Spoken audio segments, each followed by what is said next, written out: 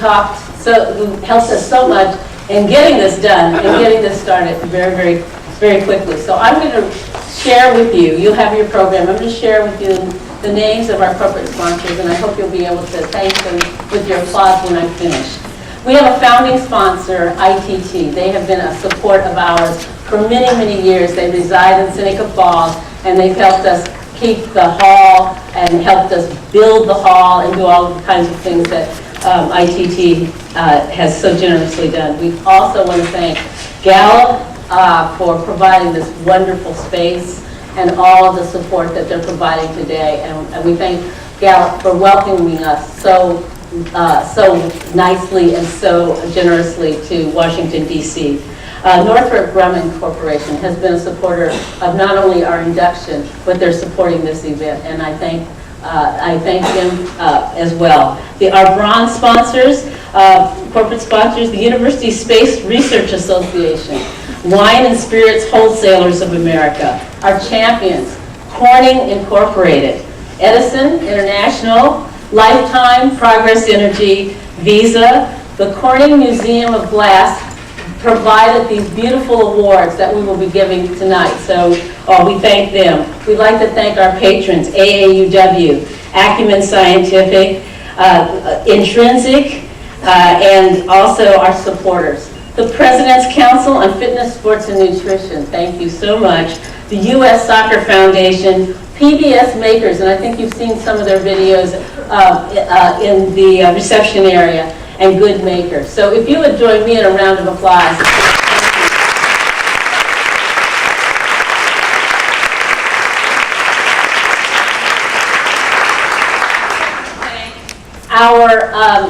What we call our leaders and patrons. Those are individuals. There are board members, there are supporters, there are friends who come to our events, who support our events around the country. So their names are in our program, and I hope you take the time to note that, and thank you as well. I also want to thank our board members. If you'd raise your hands real quickly, they're around the room, and I want to thank you for all of your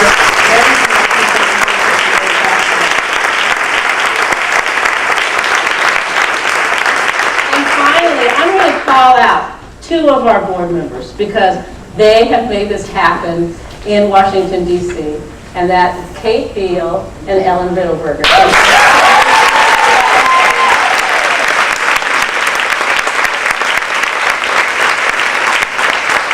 And Douglas McGuire, our program, well, we call our showrunner, who's also helped to make this happen.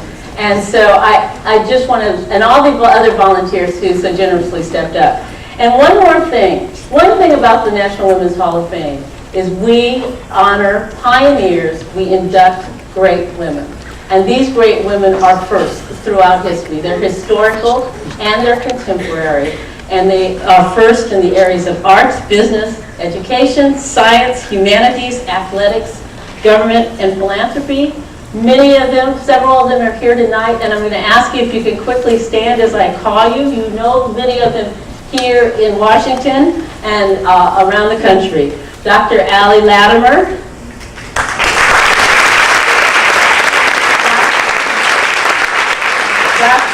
Dr. Judy Pfeiffer, who is also a board member. We all know that Donna DiVerona, Catherine Switzer, Colvin, who came from Syracuse, Linda Alvarado from Denver, Day, who joins us from Washington, D.C. Thank you. And these women are nominated by the public. They're nominated by you. They're selected by judges. A judging panel. We're having our next induction in 2013, and go on greatwomen.org to see their profiles and also to see more about what we will be doing.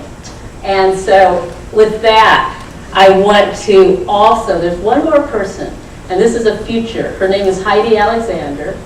We had an award about somebody who is today leading for the future and what she would do. And she won, and she basically has proposed to do a mentorship for ice hockey, women who play ice hockey in Boston. So she's got some friends here from Joanne will know about her and meet her.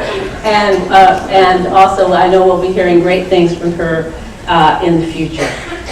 So we are now starting, I think, the second part of our program, and we're so excited to have so many people with us. First of all, we all remember the beautiful images of Michelle Kwan floating over the ice, I think, on our TV sets, and some people saw her in person. It's nice to know that she's a Californian and that she is here tonight representing the President's Council on Fitness, Nutrition, and Sports. She competed, as we all know, at a very high level for over a decade and is the most decorated figure skater in U.S. history. And she is known for her consistency, expressive artistry on ice, and is widely considered one of the greatest figure skaters of all time. So for well over a decade, she maintained her status not only as a popular figure skater, but also a popular female athlete. She consistently makes the top 10 on many polls and lists often as the only figure skater after so many years that she stopped competing. She is a public diplomacy ambassador under Secretary Condoleezza Rice. She served, and she travels the world on behalf of the United States.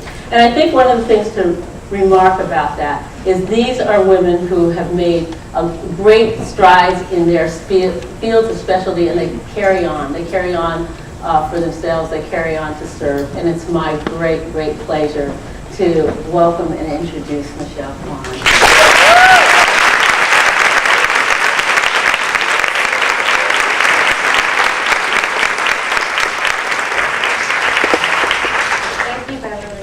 So much for your kind introduction. Good evening, ladies and gentlemen. I am delighted to be joining all of you in celebrating this momentous occasion, Title IX 40th anniversary. I want to first thank Beverly and Gallup and also the National Women's Hall of Fame for hosting this wonderful event. I am truly honored to be a part of it. As a public diplomacy envoy and as a member of the President's Council on Fitness, Sports, and Nutrition, I've had the opportunity to promote the benefits of sports, what you learn from sports, to a generation of girls that are probably too young to know that it was only 40 years ago that some girls were not allowed to play and participate in sports. But all that have changed since the passage of Title IX, and the positive results since its inception have truly been staggering. Since 1972, the number of females competing in college athletics have increased 6 times, and the number of females participating in high school athletics have increased 10 times. Now, if you do the number, that's 300,000 to an increase in 3 million girls participating in sports. But it's not just in sports. The spirit of Title IX, of equal opportunity for women, spreads through all aspects of our society. Since Title IX, we've seen the proportion of female professors in both mathematics and in sciences double. So Title IX is working. As many of you know, it's one thing to adopt the law. It's quite another to recognize its significance, to embrace it, to support it, moving forward. So when it comes to Title IX,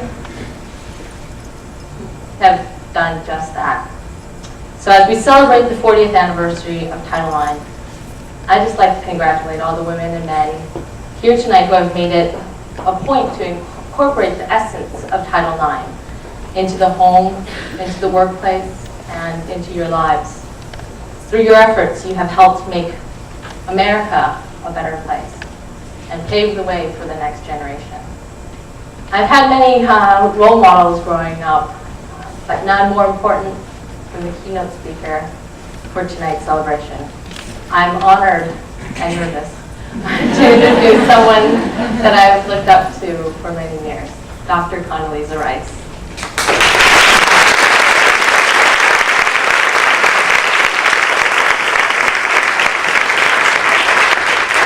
Secretary Rice appointed me as the first public diplomacy envoy in 2006, and since then she's continued to be so significant in my life as I studied at Fletcher School of Law and Diplomacy and as I pursue a career in public service. Among her many accomplishments and achievements, Dr. Rice served as the 66th Secretary of State for President George W. Bush, the second woman and first African-American woman to hold the post as Secretary of State. Prior to that, she served as National Security Advisor for President Bush, the first woman to hold that position. Dr. Rice is currently a professor of political economy in the Graduate School of Business at Stanford University, the Thomas and Barbara Stevenson Senior Fellow on Public Policy at the Hoover Institution, and a professor of political science at Stanford. She's also a partner of Rice Hadley Gates. But on a personal note, I can tell you that Dr. Rice and I share two common hobbies, and two passions, figure skating and golf. We're both former ice skaters, and we're both current golfers. I might have an edge on the triple Lutz, but for short game, she has me way, way behind. And of course, we share an alma mater, University of Denver. Secretary Rice is someone who truly exemplifies the incredible achievements made by women, and since Title IX, and who has had a great impact on the history of our nation. Please help me welcome my friend and mentor, Dr. Condoleezza Rice.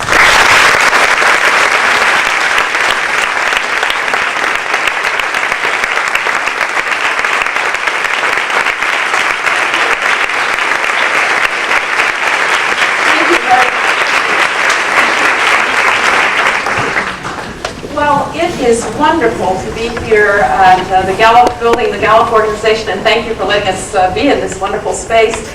I obviously am very honored to be with you on this momentous occasion, celebrating the 40th anniversary of Title IX. I'd like to thank my good friend Bev Ryder and the Women's Hall of Fame, the National Women's Hall of Fame for this event. It's great to see Senator Barbara Mikulski, not just a real pioneer, but really the definition of a public servant with integrity and dedication to our nation. And so I'm delighted to share this with you.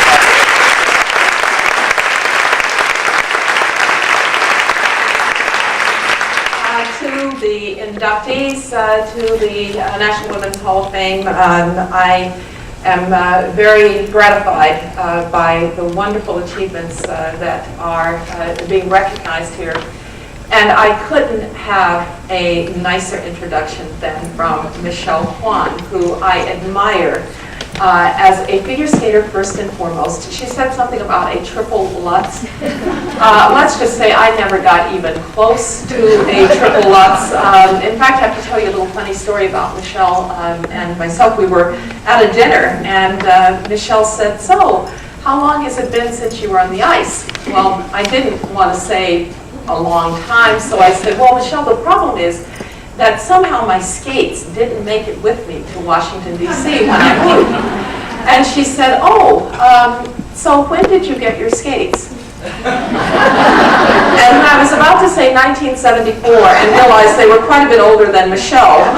It was one of those moments. But Michelle not only served as a wonderful sports ambassador, public diplomacy ambassador for me when I was Secretary of State, continues to serve in those roles. But she also holds a master's degree in international politics from the Fletcher School of Law.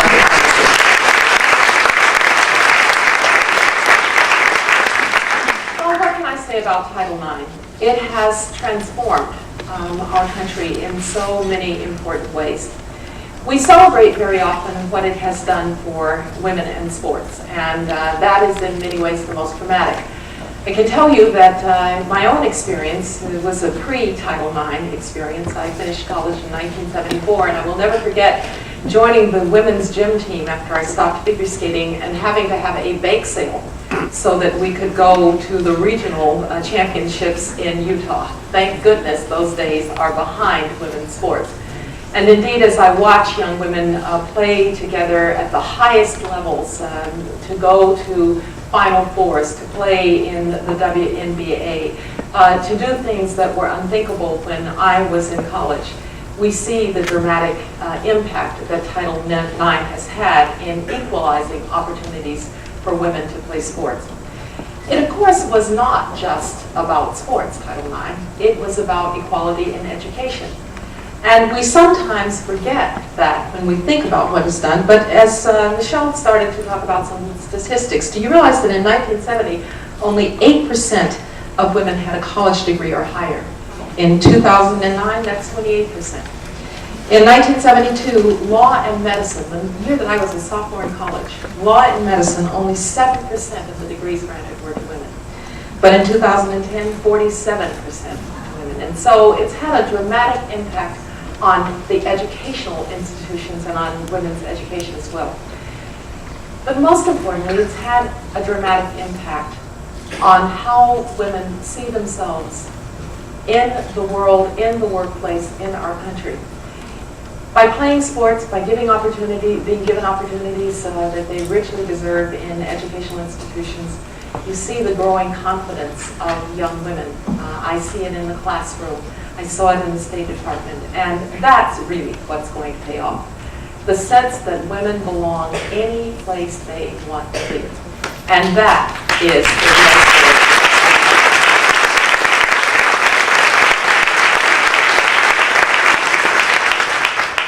the So Title IX has had a wonderful impact on women.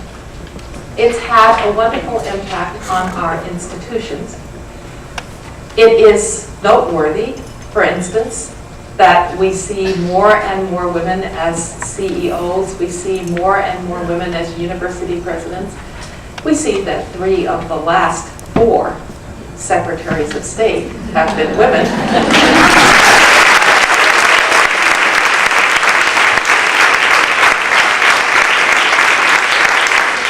Indeed, when Hillary finishes her term, it will have been 16 years since we had a white male Secretary of State.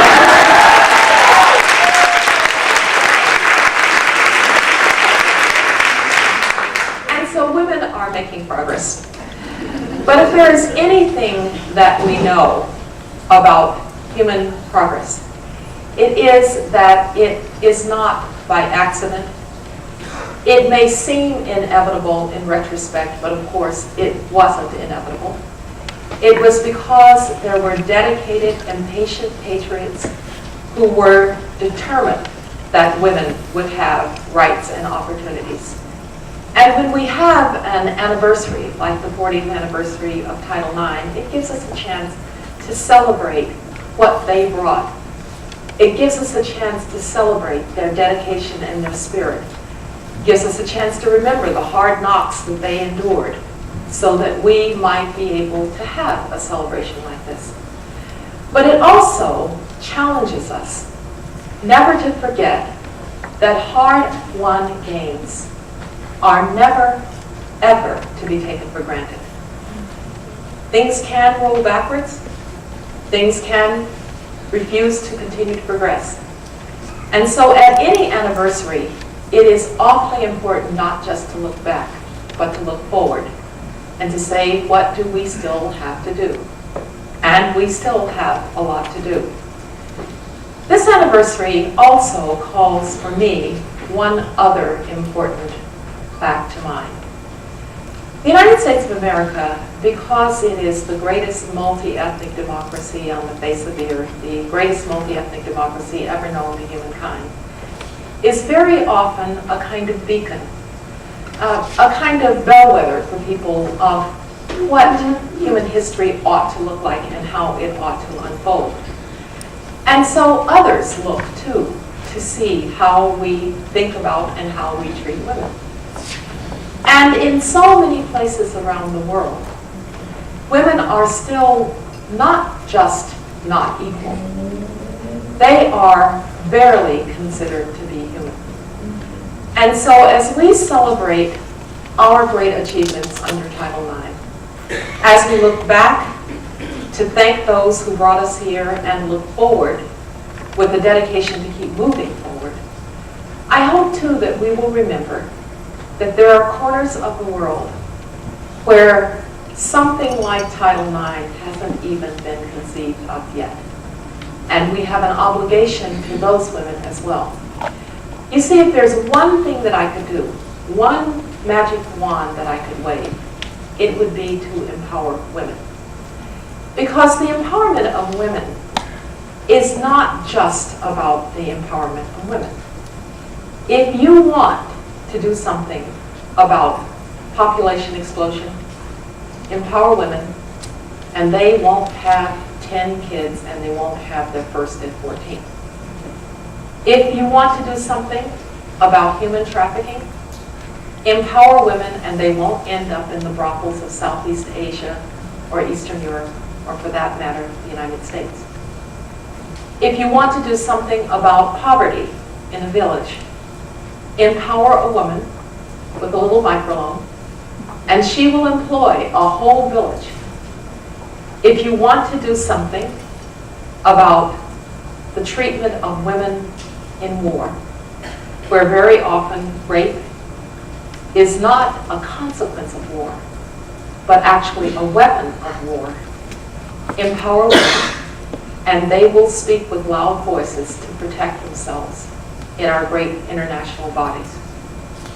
If you want to have better societies, more just societies, more democratic societies, more prosperous societies, empower women. Because when women are treated badly in a society, it is a proxy for something else. Something else is wrong. It's a society that doesn't value human life. It's a society that is dangerous. And so the empowerment of women is a much more powerful tool than just what it does for women. And oh, by the way, if you empower women, you'll empower their sons as well.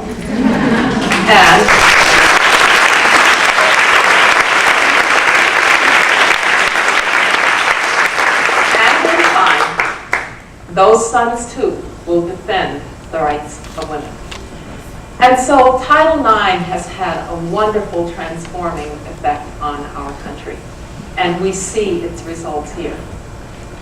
But the spirit of Title IX has much more work to do at home and abroad. And as we celebrate this anniversary, let's keep that in mind, and let's pledge to make the world not as it is for women, but as it should be. Thank you very much.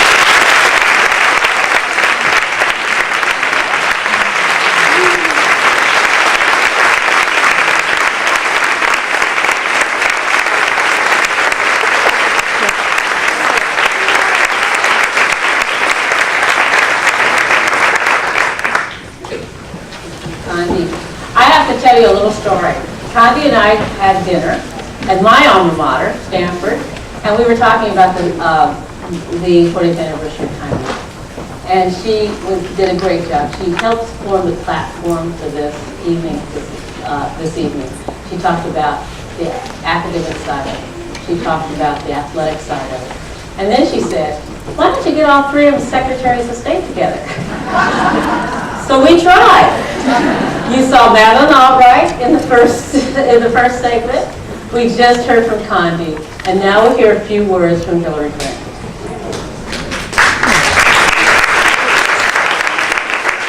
I'd like to thank the board members, staff, and volunteers who have kept the mission of the Hall alive by bringing to life the stories of groundbreaking women. I also want to thank one of my predecessors, Dr. Condoleezza Rice, a pioneer in her own right and a champion for women's progress. So many of us remember the doors that were closed to us before Title IX. Women were denied access to playing fields, science labs, even classrooms. Now, because of the inspiring work of three people, Birch Bayh, Bernice Sandler, and the late Patsy Lee, and countless women and men who have come since, women and girls are legally protected against discrimination in education and schools. It may be a simple piece of legislation, but it sure has helped level the playing field around the country. I don't think there has ever been a better time in our history to be a woman, but there's a lot of work still to be done. The fight for equality, both here and abroad, will take all of us working together. And we must continue to bend that arc of history so that our daughters and generations to come have even more opportunities. Congratulations on 40 years of opening doors and expanding opportunity. As the Dean of the Women in the Senate, she has been serving as a mentor to other women senators when they first took office. She builds coalitions. She proves that Senate women are not solo acts, but work together to get things done. She is a trailblazer. Her first election was a successful run for Baltimore City Council in 1971. And she, as of March 17, 2012, has become the longest serving woman in the history of the United States Congress. And I always take her mantra with me, that when in the face of adversity, you square your shoulders, you stand up straight, and you put on your lipstick.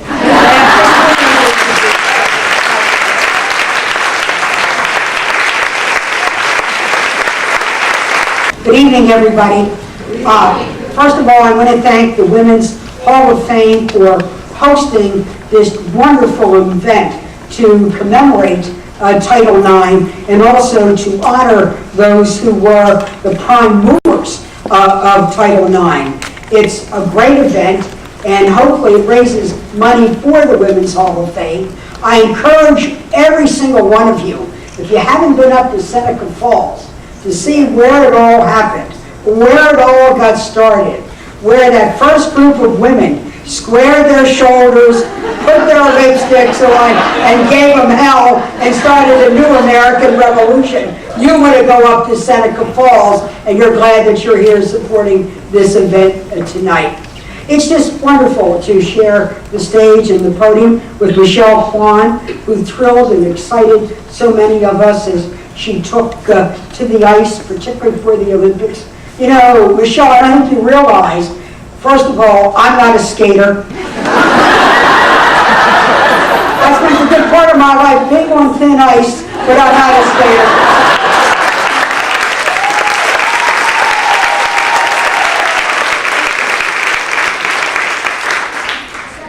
Bryce got her skates just about the time I won my first election. But Michelle, when you went out on that ice and you took the hopes and dreams of yourself and all the work that you had put in to being a champion skater, you knew you were taking the hopes and dreams of your country, representing us there. But also what you were doing was taking the hearts of little girls all over America who wanted to get out there, to give it their personal best, to give it a try, to give it a go. And we want to thank you for the inspirational leadership that you have provided so many.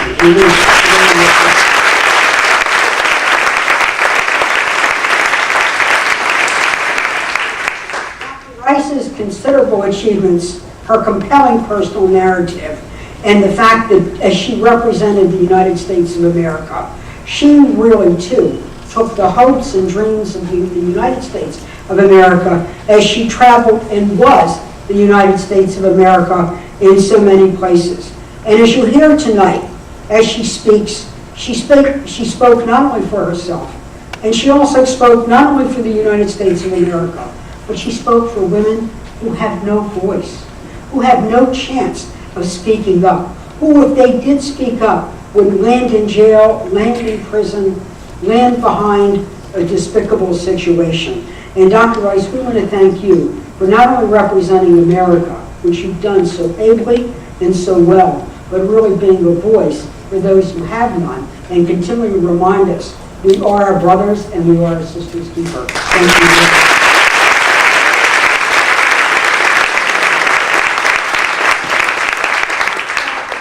Terrific that we have this event tonight. We are days and weeks away from the London Olympics. We're going to see a lot of big splash. We're going to be cheering the teams on. And all of this, particularly as our Americans are at the opening ceremony, we're going to say, wasn't it always like this? Well, not quite. I remember 1972, 1972, we had no woman on the Supreme Court. We also had very few women on basketball courts. Many women still played, as women of my generation, half-court basketball. We were considered too dainty.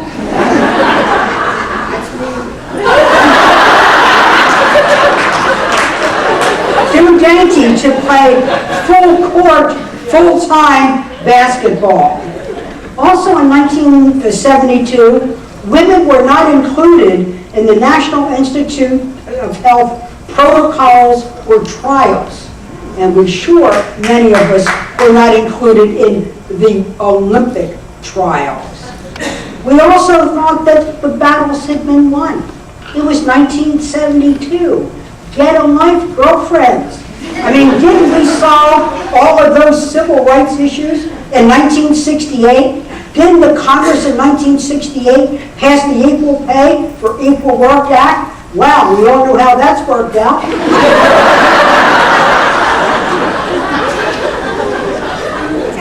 Of Lyndon Johnson, we passed the great Civil Rights Act to open up doors.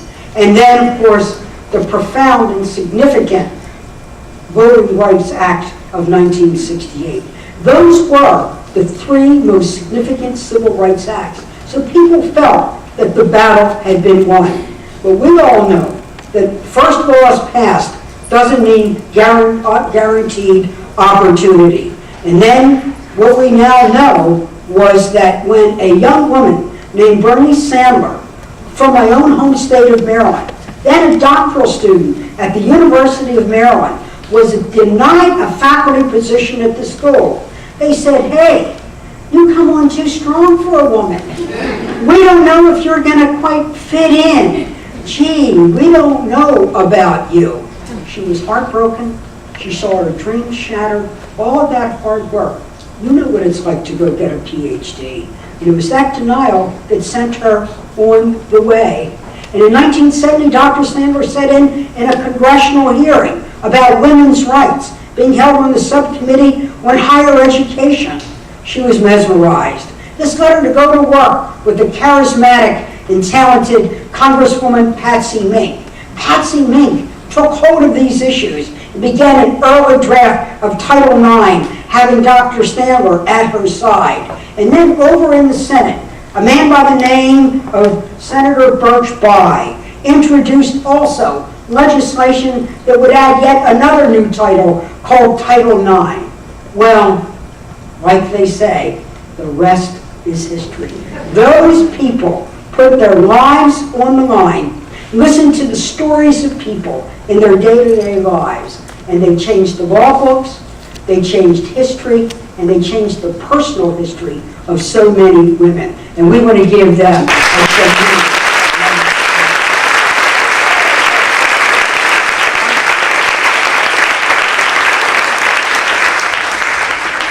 Talked about the legislation, and as she indicated, it was about sports, but it was also one of the most important legislations advancing opportunities for women and girls in the world of education.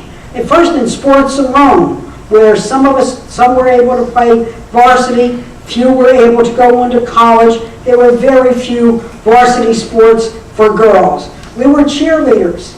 We were meant to carry the buckets and the batons and go hoorah, hoorah for the guys. But there was no bench, and in fact, we were expected to stay on the back bench.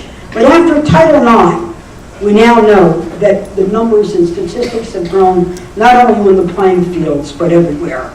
Women who play sports get better grades. They graduate at higher rates. They often have less likely to have unwanted pregnancies. And they carry what they learn on those playing fields and are more confident and more self-esteem. Title IX has opened doors in all of these aspects. We now have a whole generation of women who not only have benefited from this law, but have broken through ceilings we never before imagined.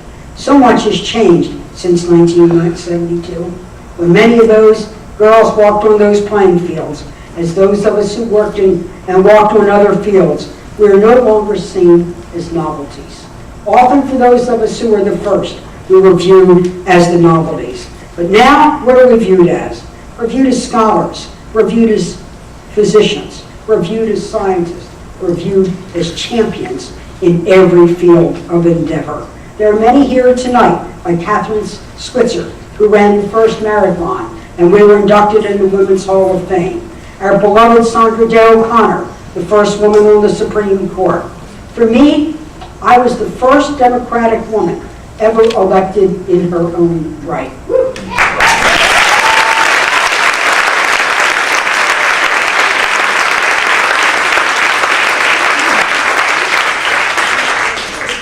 Ago, when I took my oath for my 5th term, I became the longest serving woman in the history of the United States Senate, joining Margaret Chase Smith in the history books.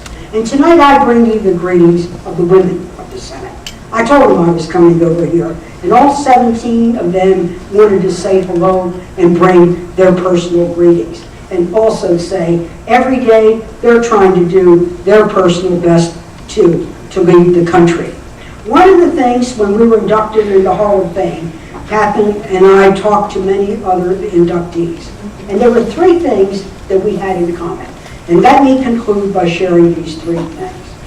One of the first things was, though we were in many instances the first, we all wanted to be the first of many. And we saw it as our obligation, as our responsibility, as that a door opened up for us. We wanted to make sure that a door opened for others and to encourage and mentor other people to come into our fields of endeavor. The other thing was that often our greatest no that we heard became our greatest yes. No, you can't do that. No, who ever heard of a girl doing that? No woman could ever run for Baltimore City Council and lead the machine. But why are we even thinking that?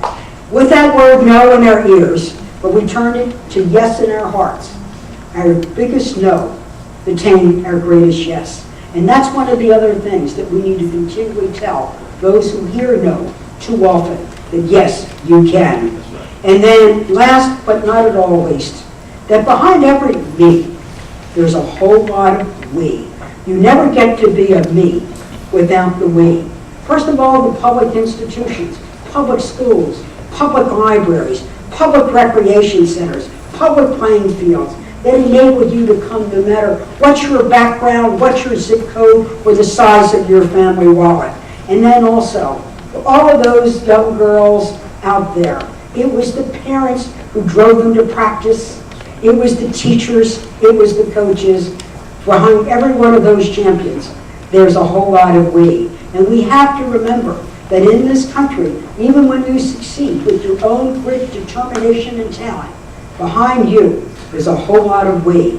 And we got to keep the we happening and growing. So we salute Title IX, and we salute the people who made it happen. And you, Senator Bai, if I might say, you've been a great inspiration to many in the Senate.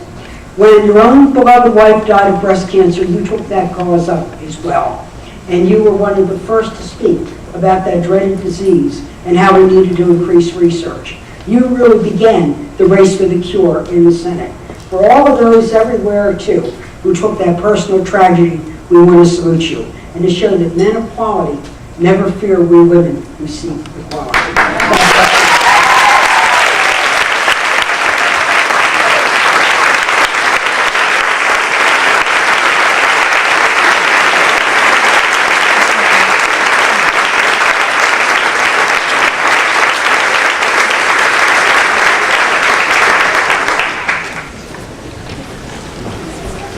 So impressive. We have such a distinguished panel sitting here, distinguished members, and I think we've learned from so many of them and watched them and achieve. And I want to welcome House Democratic leader Nancy Pelosi from my home state, Southern California. As we all know, Congresswoman Pelosi is the Democratic leader of the U.S. House of Representatives with 112th Congress. And her mission and his focus is on strengthening America's middle class and creating jobs. From 2007 to 2011, she served as Speaker of the House, and we all know that she was the first woman elected to that position.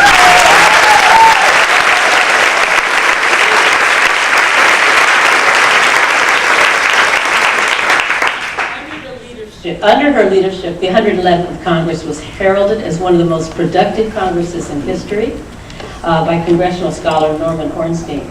President Barack Obama stated that Speaker Pelosi is an extraordinary leader for the American people, and the Christian Science Monitor wrote, "Make no mistake, Nancy Pelosi is the most powerful woman in American politics and the most powerful House Speaker since Sam Rayburn a half century ago." So, it is without, I don't need to say more. I am so delighted to welcome Democratic leader Nancy Pelosi.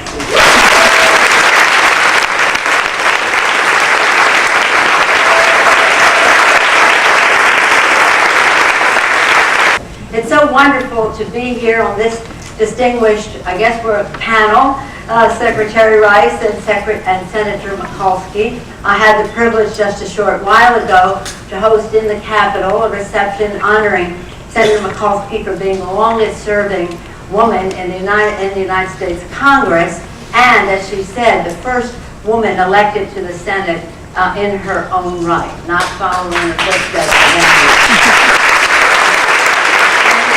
Just about longevity, it's about the quality of her service and leadership in the Congress.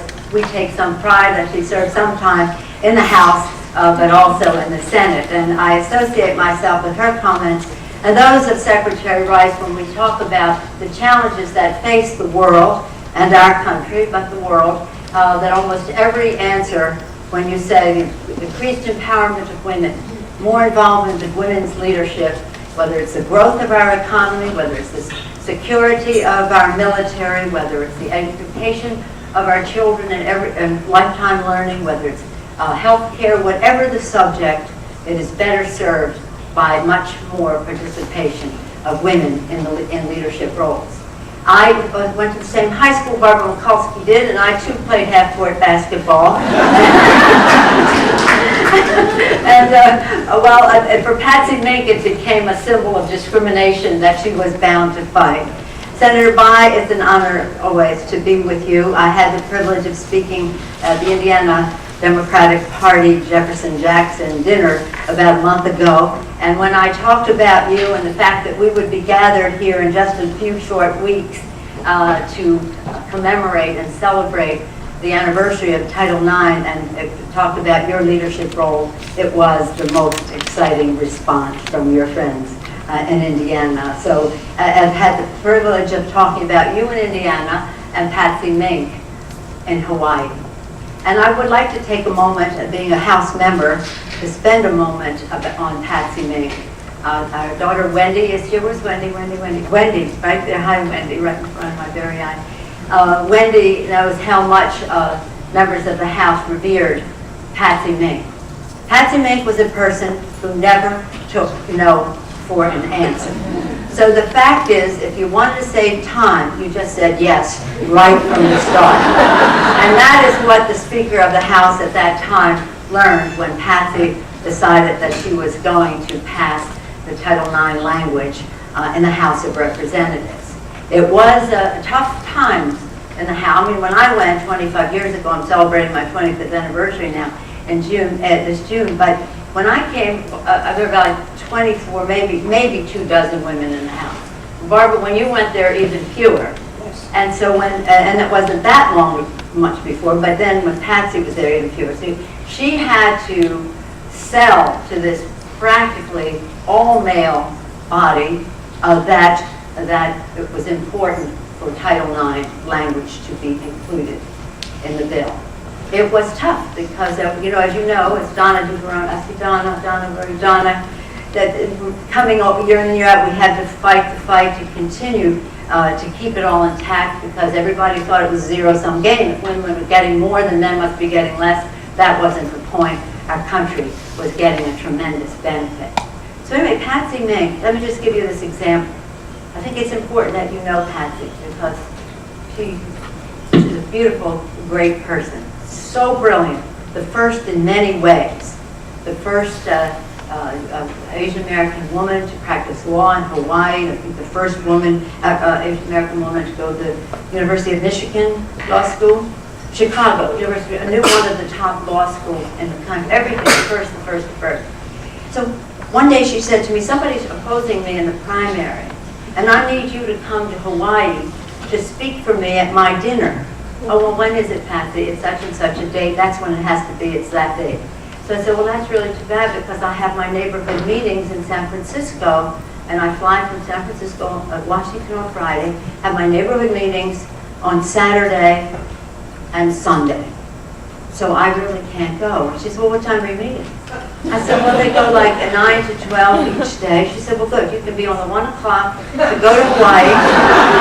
You can speak at the event, and then you get off. You go back to the airport, take the red eye. You'll be back in time for your meetings on Saturday, Sunday. Just as an example. Of course, I went. I said, what place for that? Well, she all stretched us all to our limits, and that was just a modest example of how. But she never took no for an answer, and that is what the Speaker of the House learned at that time. It's a very tough vote. Could have come down to one vote. I know, Wendy, will you be telling about what happened the night?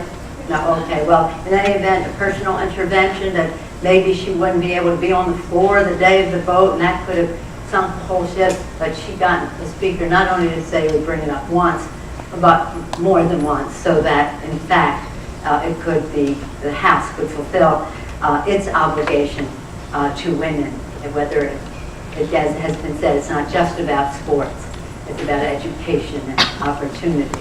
And of course, Senator By's leadership, Senator Mikulski mentioned Marvella, and she was such a wonderful, lovely lady. And my understanding, I didn't know this until tonight, earlier today, Marvella told him, we can't afford to ignore the development of 53% of the brain power in our country.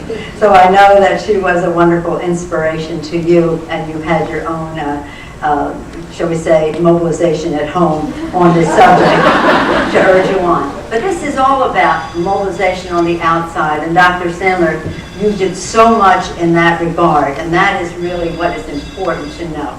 Something this big, something this transformative for our country can happen with this, the personalities of Senator By, respected in every way throughout our country, so highly recognized to take on this cause.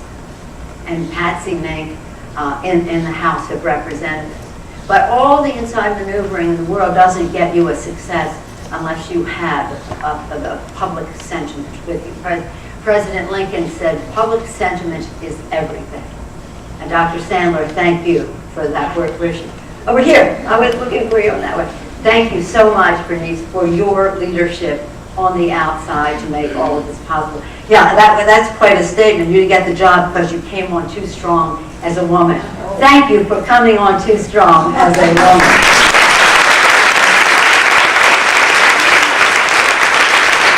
You know what a difference you have made. It's important to know Patsy Mink was a woman of color, and as part of her legacy, of course, this legislation, she was always proud to have been part of it, but part of that legacy has to be the increased participation of many more minority women in every aspect of our lives. She was a leader way ahead of many of us in that regard. And one reason she told me I had to come because she was supporting me for leadership, but would be eventually a speakership. But she said, I have to make sure my people have to see that we have women in the leadership and that is respected in Congress. And therefore, I need you to talk to my folks about that. And it is, it's just a remarkable thing. Senator Mikulski is quite correct. You have to go to Seneca Falls just to see what is there. The museum is so fabulous, all of it. But it is really important to note that the Hall of Fame, it has so many women that we're all so proud of and know their work and introduced to others.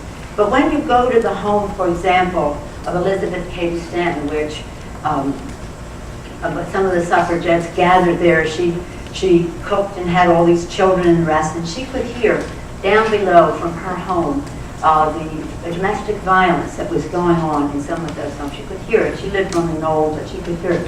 And that was one of the motivators for her.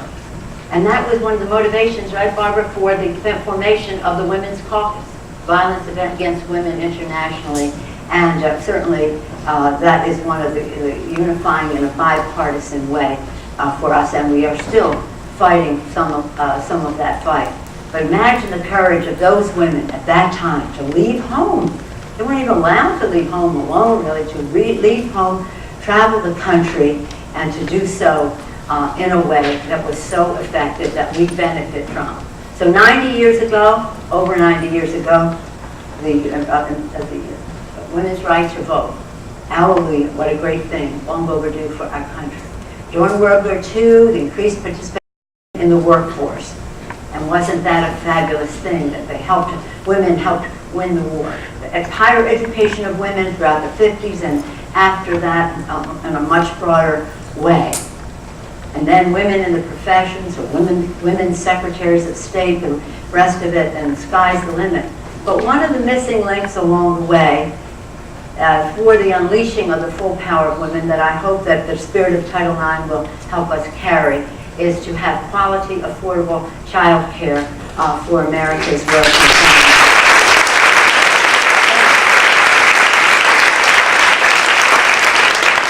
It's never done, and it's really important for us to be able, for women, again, for their power, for their intellect, for our power, for our intellect and the rest, to be unleashed in a way that is healthy for all of our families. So I hope that some of the same mobilization and some of the same intellect and the rest that has gone on sustaining Title IX since we were blessed by the leadership of Senator Bai and Congresswoman Mink, some of that same enthusiasm will take us to this next stage, which I do think is a missing link. It's really important. I say to women, know your power. Senator said something about the unique contribution that women each of us has to make. I had the privilege of serving as the first woman Speaker of the House. You know why? Because there were so many more women in the House who supported such an idea. Now, we're going to have a woman president one of these days soon, I just know. But one of the giant steps down that path to that place was the passage of Title IX. Thank you, Senator Bai, for your support.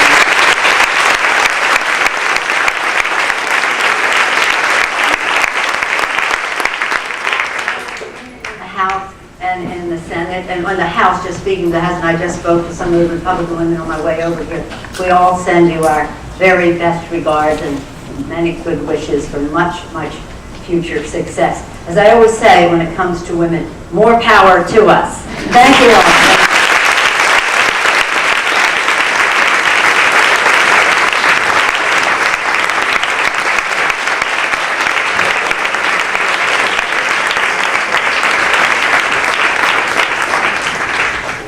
I think as we conclude this evening, we want to do something very special from the hall in the tribute and thanks for our pioneers, Senator Birch Bai, Representative Patsy Mink, and Dr. Bernice Sanders. And I'm going to call them up one by one. And Senator Bai would come up here. Thank you.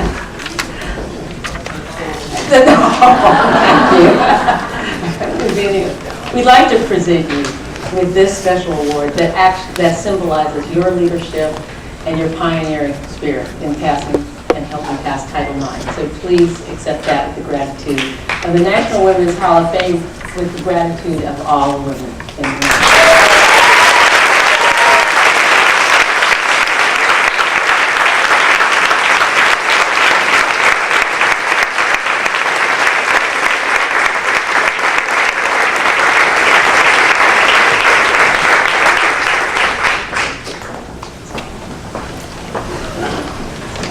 Never let it be said that Birch Bai was speechless. It was very close. Thank you very much for this recognition. I want to give credit to the strong women in my life. To my 75-year-old grandmother, who said, "John, if the boy wants tomatoes, he's going to have tomatoes." Yes, Kate. And my wonderful wife, Carmela, who did say, "Birch, you can't ignore the brain power 3% of the American people. And to my wife, Kitty, who gave me an advanced degree in what it's like to be a professional woman in a man's world. Without these pillars of strength, I don't think Birch Bayh would have had the wisdom to do what I had the good fortune to do. Thank you so much for that wonderful award and for all your thoughtfulness.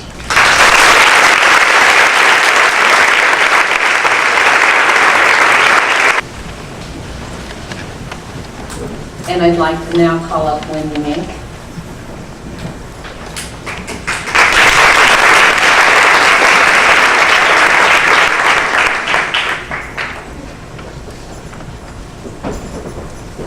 And Wendy, we present you with this award of appreciation from the National Women's Hall of Fame for the work and the pioneering work that your mother did in passing and helping pass Title IX. Thank you so much.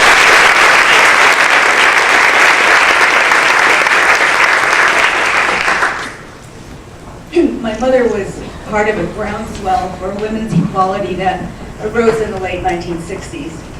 Millions of women produced that groundswell, which gave rise to policy innovations like Title IX. As a Congress member, my mother played a role in translating women's voices for equality into laws empowering individual women to claim equality at school and at work for themselves. Making her way from high school to Congress, my mother surmounted huge discriminatory barricades against women's full participation in American society, turned away from every medical school that she applied to, one of only 2 women in her law school class at the University of Chicago, turned away from every law firm that she applied to for a job, one of only 11 women in the U.S. House of Representatives when she was first elected in 1964. In 1970, when my mother introduced her first bill to secure equality for women, the Women's Equal Rights Bill, she did so to bring an end to the discriminatory practices with which she was so familiar. She was in the front lines of legislative struggles for women's equality because she was determined to make the world a fairer place for my generation of women and for the next generation and for the generation after that. My mother was fiercely proud to have played a role in winning and securing Title IX. But she was even more proud to witness the difference that Title IX actually made as it enabled millions of girls and women to assert equality and to demand fairness. On my mother's behalf, I thank the National Women's Hall of Fame for this award, for remembering and recognizing Patsy Mink as part of Title IX history. Thank you.